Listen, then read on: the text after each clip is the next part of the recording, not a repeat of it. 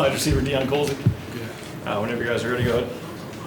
Deion, the backside dig is something that you've done pretty well this year. I guess what kind of goes into that, and why has that been so effective for you guys?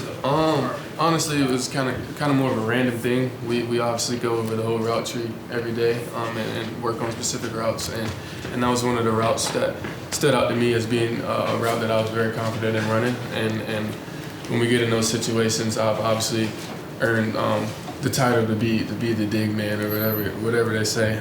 But I think it's a good role to be a third down threat. And we just come in, work every day, and work every route. And so it just happened to be the digs that really get me open. And then what's kind of the next step in your development that you kind of want to take? Honestly, all areas of the game, just being more confident and learning all aspects of the game, learning coverages, learning deep defensive back tendencies, just learning everything and then applying that in the game and in practice as well. Can you give us some insight to our viewers about a rapport between a quarterback and a receiver? What does that look like? Honestly, when that connection off, it's kind of everything is off, and so like when the quarterback and the receiver is clicking on the same page and they're really feeling each other, it can be a dominant thing, and that all comes with just coming to practice every day and working, and really figuring out what players are capable of and what they're not. What's been full prep like working with Steve and Tyler Buckner? It's been good. It's been good. Honestly, both of them are really good quarterbacks, and so we've been working with both quarterbacks this bowl prep and really figuring everything out and learning tendencies and learning the things that they like to do. Kind of going back to building that rapport with quarterbacks, you guys kind of abruptly had to go to Drew earlier in the season. Mm-hmm. I'm wondering if there was ever like a light switch moment where that rapport kind of shifted on, or was it just gradual growth through the season? And I guess comparing that to what you guys are having to do now. I think it's just gradual growth throughout the season. Obviously, as the season goes, people gain more confidence and people are able to do things that they weren't able to do at the beginning of the season. So I just feel like as the season goes on, everyone becomes more confident and everyone sort of believes in each other and trusts in each other that everyone will make the play that they need to make. And I'm going to steal a question here, but what would you say is one word to describe the room after a year of flux in the passing game overall? What do you say going forward is a word to describe the receiver? Hungry. I would say hungry for sure.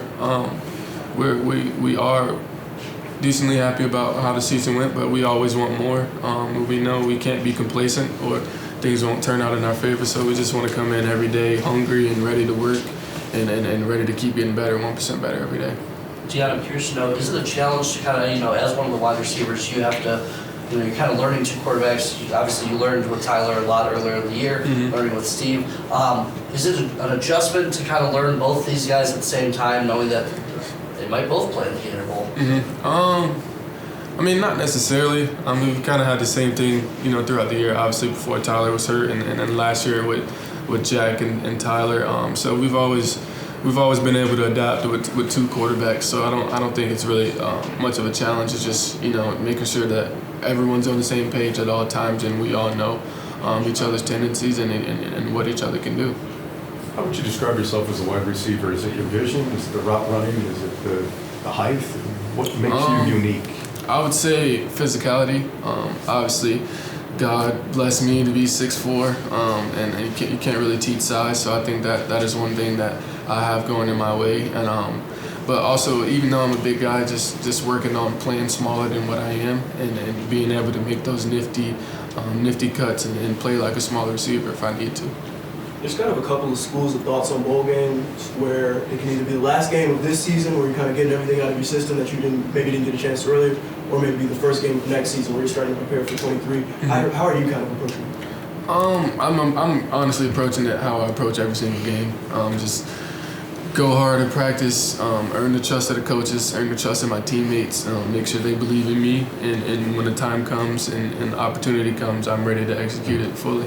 And since this will be sort of the first game without a few of you guys' key faces, is it exciting to sort of showcase what the offense will look like going forward for you guys in this one? Yeah. To be honest, it's a real exciting thing. Obviously we wish those guys could play, but they have to do what's best for them, and we respect that. So I think it'll be a good time for us to really see what we have going in the future and to see who can step up and be playmakers for us. Thanks, Tim. Thanks, guys. Thank you. Appreciate it.